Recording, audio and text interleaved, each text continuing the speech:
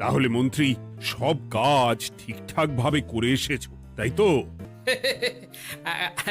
আমি শুধু আপনাকে ওই কোষাগার থেকে মোহর সরানোর কাজটাই খুব ভালোভাবে করতে দেখেছি মন্ত্রী মশাই। আর বাকি সব কাজে তো আপনি লবডঙ্কা। গোপাল, মুখ সামলে কথা বলো, হ্যাঁ? বেশি বাড়াবাড়ি করো না। কি বলতে চাইছেন মন্ত্রী মশাই? বাড়াবাড়ি করলে মারামারি হয়ে যাবে? আচ্ছা, হয়েছে হয়েছে, অনেক হয়েছে, সকলে এইবারে থামো। ঝগড়াঝাটি বন্ধ হোক, এমনিতেই খুব গরম। বলছি কি, যা গরম পড়েছে এইখানে তো থাকাটাই দায় হয়ে যাচ্ছে। উফ, আর যে পেরে উঠছি না। মনে হয় আপাতত এখান থেকে কদিনের জন্যে। মহারাজ, বাইরে রাজ্যের প্রজারা জড়ো হয়েছে, সকলে মিলে বিক্ষোভ করছে। একবার শিগগির আসুন মহারাজ, নইলে সাংঘাতিক কিছু একটা ঘটে যাবে। কি হলো? আবারও কোনো সমস্যা হলো নাকি? আমাদের রাজ্যের প্রজারা তো যথেষ্ট বোঝদার, তারা তো এমনি এমনি ঝামেলা ঝঞ্ঝাট সৃষ্টি করার মানুষ নয়। গোপাল, চলো গিয়ে দেখি।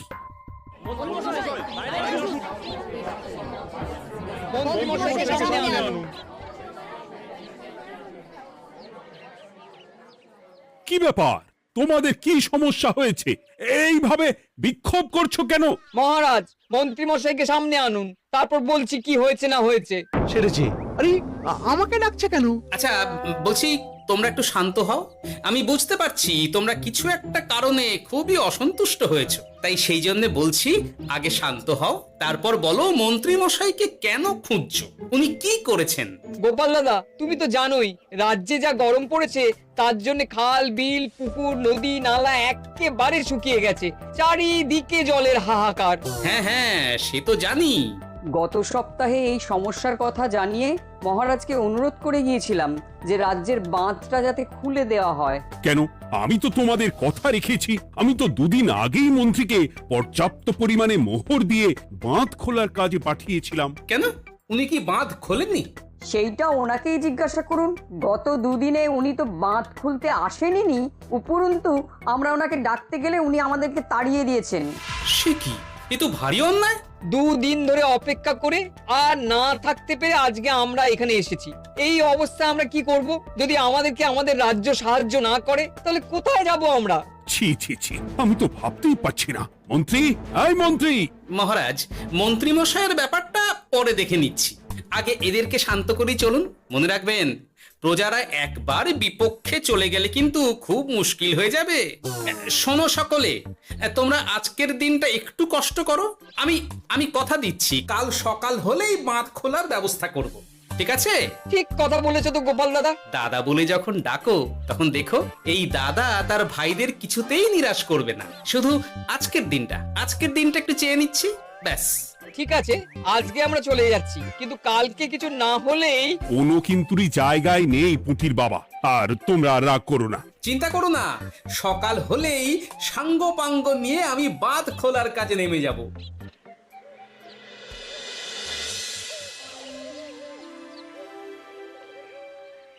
ছি ছি মন্ত্রী, তুমি এইভাবে আমায় মিথ্যে বললে?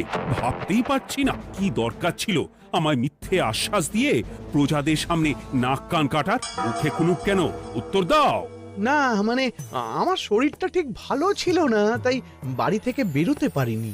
বলছি কি, শরীর খারাপ থাকলে রাজসভায় খবর দিতে পারতেন, আমরা কেউ দায়িত্বটা পালন করতাম, কি আছে? সমস্ত মোহরগুলো ত্যাগস্থ করে ঘাপটি মারলেন ঘরে। ছি ছি, জানাই আপনাকে ধিক্কার। সকলে মিলে করো প্রতিবাদের চিৎকার। মন্ত্রী মশাই, ছি ছি ছি ছি ছি ছি। মহারাজ, আপনি এক্ষুনি মন্ত্রী মশাইকে কদিনের জন্য সভা থেকে বহিষ্কৃত করুন। সে তো করবই, তবে তার আগে আমি চাই কালকে যখন বাঁধ খুলতে তোমরা নামবে, তখন সেই কাজে কোনো লোক নিয়োগ না করে মন্ত্রীকেই বাঁধ খুলতে নামাবে। মহারাজ, এ কেমন বিচার আপনার? আমি না রাজ্যের মন্ত্রী। মন্ত্রী না ষড়যন্ত্রী। মন্ত্রী মশাই, তাহলে কালকের জন্য প্রস্তুত থাকুন। মহারাজের বাঁধ খোলার জন্য সকল মোহর তো আগেই আত্মসাৎ করেছেন, এবার শুধু কাজে নেমে পড়বেন, কেমন?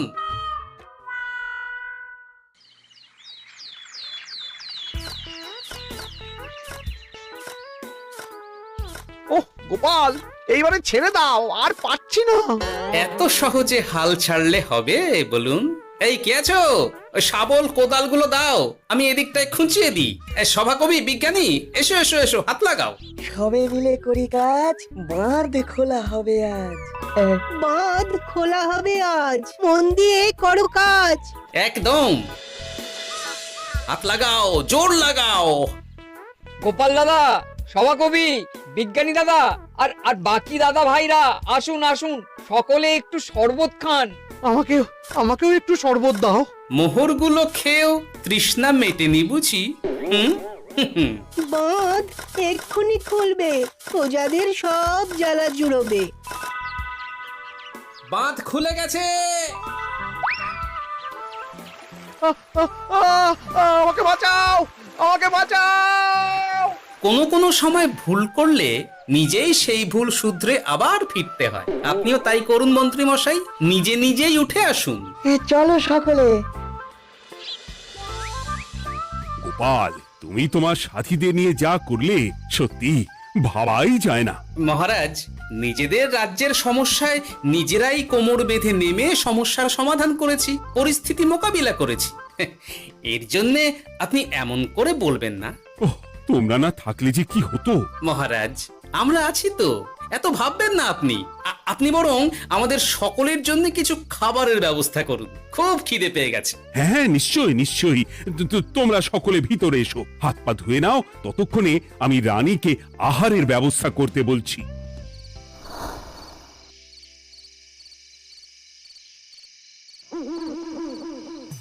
ওমা গো, ওমা বাঁচাও, কি শরীর খারাপ তাই না লাগছে গো। একে গিন্নি, বাবারে, কি হয়েছেটা কি?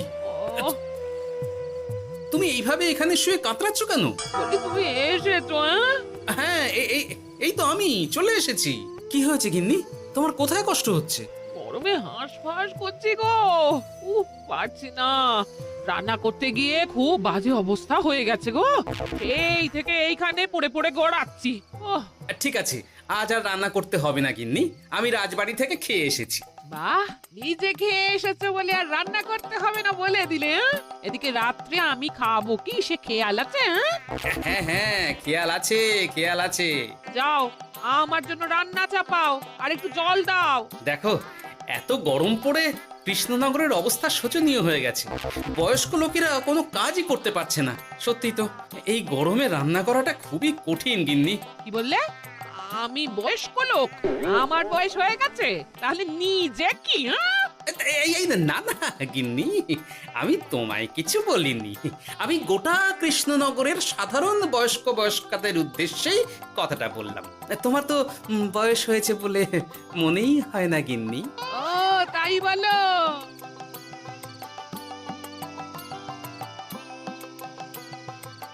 নাও গিন্নি, জল নাও। আজ না হয় আমি রান্না করব। হে ভগবান, মুখের একটু লাগাম দাও। এইভাবে যখন তখন সত্যি কথা বলিও না।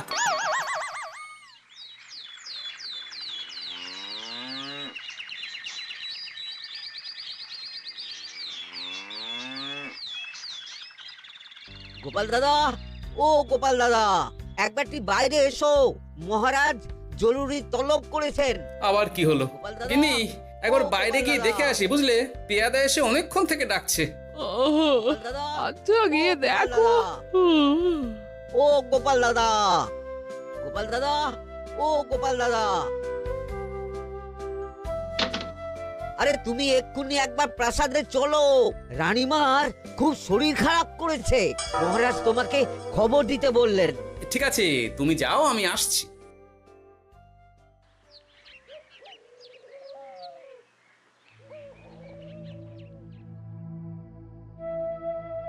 গোপাল, কি হবে বলো তো? রানী তো দুমদাম করে ব্যারামে পড়ে না। মহারাজ, ভয় পাবেন না, আমরা আছি তো। বৈদ্যকে পরীক্ষা করতে দিন, দেখি সে কি বলে। মহারাজ, অতিরিক্ত গরমের জন্য শরীরটা খারাপ হয়েছে। আসলে উনি এই তীব্র দাবদাহ নিতে পারেননি। তবে চিন্তা করবেন না মহারাজ, আমি বাড়ি গিয়ে এক ধরনের বিশেষ পথ্য পাঠিয়ে দিচ্ছি। রানীমা খেলেই সুস্থ হয়ে উঠবেন। মহারাজ, নিজের কানেই তো শুনলেন, রানীমার তেমন গুরুতর কিছু হয়নি, চিন্তা করবেন না। বৈদ্যর ওষুধে উনি সেরে উঠবেন। যাওয়ার আগে একটা কথা বলে যাই, গরমের এই দাবদাহ কিন্তু আরো ভয়ঙ্কর হবে, তাই সকলে খুব সাবধানে থাকবেন। শরীর যাতে ঠান্ডা থাকে এমন হালকা পাতলা খাবার খাবেন। আসি, রাজসভায় দেখা হবে। মহারাজ, বৈদ্যমশাই কিন্তু এটা ঠিক বলেছেন, গরম আরো বাড়বে, তাই দুজনেই খুব সাবধানে থাকবেন, কেমন? গতকাল তো আমার গিন্নিও গরমের চোটে কুপোকাত হয়ে গেছিল, শেষমেশ আমাকে বাড়ি গিয়ে রান্না করতে হলো আর কি। ও বাবা, তাই নাকি? হ্যাঁ, তাহলে তো খুবই চিন্তার ব্যাপার। আচ্ছা মহারাজ, আমি তাহলে এখন আসি, আবার রাজসভায় দেখা হবে। এই গরমে আর এখানে থাকতে পারছি না, বলছি কদিনের জন্য না একটু অন্য কোথাও গেলে হয় না গো? গিন্নি, এই গরমে ঘরেই থাকো, অন্য কোথাও যাওয়ার মোটে নাম করো না। বাইরে বেরোতে গিয়ে যদি কোনোভাবে গরম হাওয়া শরীরে লেগে যায় তাহলে বিপত্তির আর শেষ থাকবে না গিন্নি। কিন্তু এখানেও তো যা গরম পড়েছে, পচে গলে মরে যাই আর কি। উফ গিন্নি, দয়া করে এইসব বাজে কথা বলা বন্ধ করো তো, আমার আয়ুর থেকেও তোমার আয়ু দীর্ঘ হোক। বাহ, তুমি এসব কথা কোথা থেকে শিখলে গো? হুম? এই তো তোমার থেকে আর কি। গোপাল, গোপাল, রাজ্যের অবস্থা খুবই বেহাল। এই সবই আমাদের পোড়া কপাল। আরে সভা কবি, কি হয়েছে? তোমাকে দেখে তো মনে হচ্ছে তুমি কিছু... বিজ্ঞানী মহারাজ দুজনেই অজ্ঞান, ঘটি ঘটি জল ঢেলেও ফেরাতে পারেনি তাদের জ্ঞান। কি বলছো কি? তা তুমি এই ব্যাপারটা জানলে কি করে? গিয়েছিলাম একটু আগে বিজ্ঞানীর বাড়ি, গিয়ে দেখি লোকজনের ভিড় সারি সারি। সে কি? শুনলাম মহারাজ তাকে কিছু বলতে এসেছিলেন, তারপরে দুজনে বাইরে বেরিয়ে আসতেই অজ্ঞান হয়ে গেলেন। মহারাজ বিজ্ঞানীর বাড়ি গিয়েছিলেন, তাও আবার রানীমাকে ছেড়ে? রাজবৈদ্য কত করে বললেন এই সময় যখন তখন ঘরের বাইরে বেরোবেন না, কে শোনে কার কথা? আমার মনে হয় মহারাজ তেমন কোনো গুরুত্বপূর্ণ কিছু কথা বলতেই বিজ্ঞানীর বাড়ি গিয়েছিলেন। গরম কমানোর উপায় আলোচনা করতে হয় তো গিয়েছিলেন। আমাদের মহারাজ তো নিজের চোখেই দেখেছেন এই তীব্র গরমের চোটে রাজ্যের কি অবস্থা, কি অবস্থা। ঠিক বলেছো গিন্নি, আমার এই কথাটা তো মাথাতেই আসেনি। ধন্যবাদ গিন্নি, অসংখ্য ধন্যবাদ তোমায়। আমায় পরে ধন্যবাদ জানিও। হ্যাঁ, এখন আর দেরি না করে বৈদ্য মশাইকে সঙ্গে নিয়ে বিজ্ঞানী মশাইয়ের বাড়ি যাও। হ্যাঁ,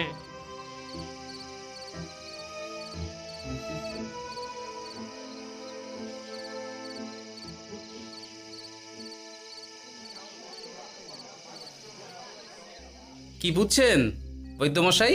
খুব একটা ভালো কিছু বুঝছি না গোপাল। দেখো, সত্যি বলতে ওই কৃষ্ণনগরের অবস্থা খুবই বাজে, তাই এখানকার মানুষেরা একে একে অসুস্থ হয়ে পড়ছে। বাইরের অবস্থাটাও তো ভালো নয়, বুঝতেই পারছো। এখন সান্ধ্যকালীন হাওয়াতেও গরমের তাত রয়েছে।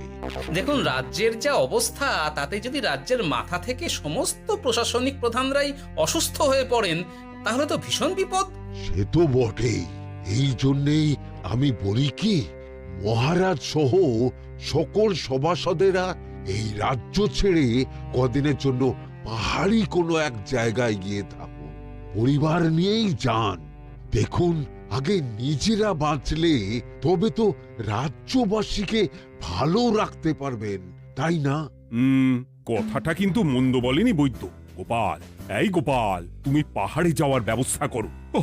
এইখানে আর কিছুদিন থাকলে মরেই যাব। হ্যাঁ গোপাল, আমারও তাই মত। এক্ষুনি যা শরীরে ক্লান্তি এসেছে, আর কদিন এইখানে থাকলে মরেই যাব। মহারাজের অনুরোধে গরম কমানোর কোনো ব্যবস্থাও তো করতে পারলাম না, বাইরে বেরোনো মাত্রই দুজনে মূর্ছা গেলাম। বাবা, ঠিক আছে, বুঝেছি। মহারাজ, আপনি আর এই ব্যাপারটা নিয়ে বেশি ভাববেন না। বিজ্ঞানী, তুমি আর বেশি কথা বলো না, আমি পাহাড়ে যাওয়ার ব্যবস্থা করছি। আমরা রাজসভা সকলে সব পরিবারে যাব। অনেক কাজ হয়েছে, এখন কিছুদিন আমাদের বিশ্রাম দরকার।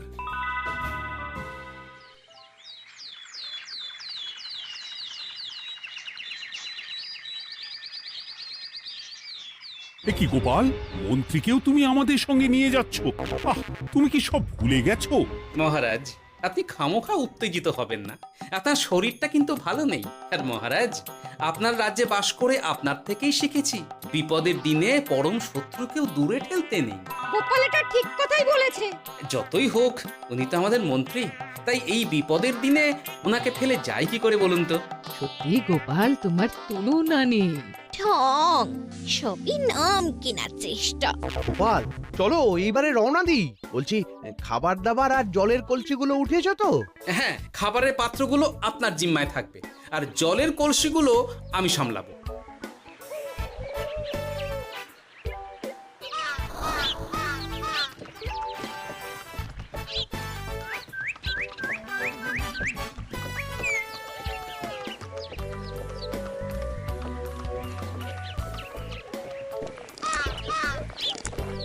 কি গো, তুমি খাবার ছেড়ে শুধুই জল খাচ্ছ? ওদিকে মন্ত্রী মশাই যে সব খাবার একাই সাবার করে দিলেন। না ভালোই তো, খাক না। এরপরে বড় বাইরে যেতে হলে বুঝবে, আমি তো ওই জন্যই নিজের জিম্মায় শুধুমাত্র জল নিয়েছি। দেখো, জল খেলে ছোট বাইরে যাওয়ার দরকার হলে চলে যেতে পারবো, কিন্তু বড় বাইরে যাওয়ার দরকার হলে তো যেখানে সেখানে যেতে পারবো না। তাই জলই সই। কিন্তু সবার জল যদি তুমি একাই শেষ করে দিলে তাহলে? এই রে, এটা তো ঠিক বলেছো গিন্নি। পথে ঘাটে কোনো পানীয় জলের পুকুর বা কুয়ো দেখলে জল ভরে নিতে হবে, বুঝলে?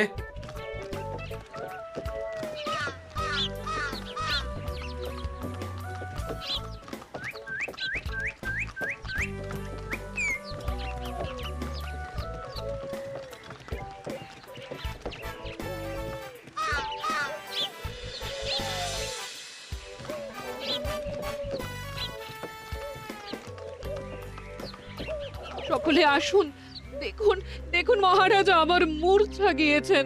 আসুন।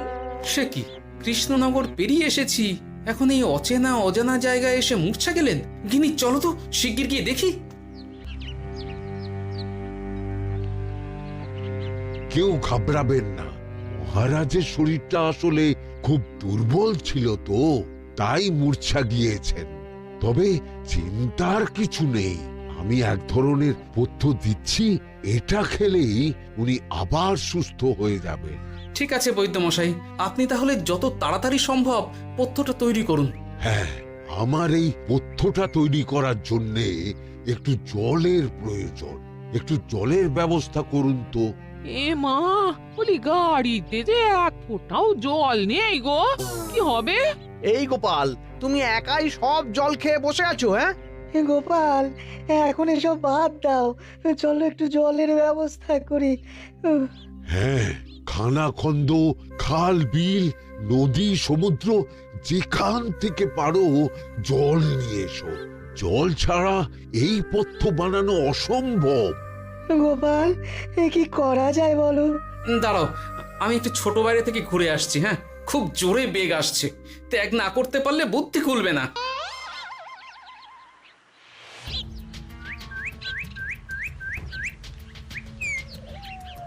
ওদিকে একটা পাত কুয়ো দেখতে পাচ্ছি মনে হচ্ছে।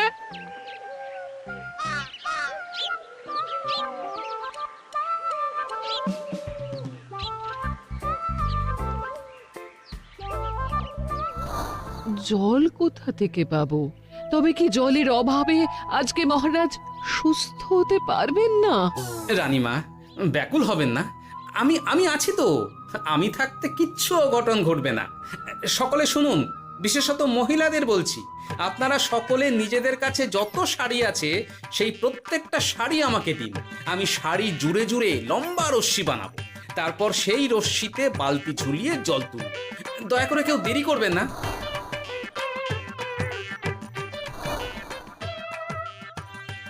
এই নাও আমার 5খানা শাড়ি। হ্যাঁ, এই নাও আমার 10খানা শাড়ি। আমি বাবা আমার লতা পাতা মিনি করা শাড়িগুলো দেব না। যা পারো করো, আমি বড় বাইরেতে যাচ্ছি। ওমা, বিপদের দিনে শাড়ি দেবে না? গায়ের জোরে নিয়ে আসবো। হ্যাঁ,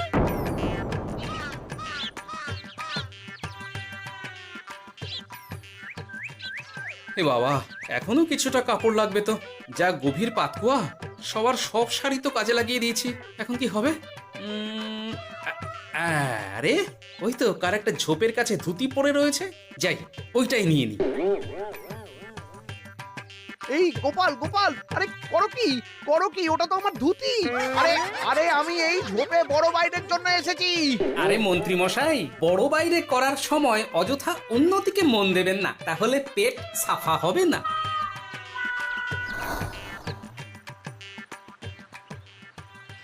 গোপাল, তুমি ছিলে বলে এই যাত্রাতে রক্ষা পেলাম। ভগবান তোমাদের অনেক অনেক মঙ্গল করুক। এই দেখো না, ওরা না আমার লতা পাতা আঁকা শাড়িগুলো নিয়ে নিয়েছে। এই, দূর তোমার শাড়ির লতা পাতা, আমি নিজেই জড়িয়েছি বড় বড় ঘাস পাতা। চুল করছে রে।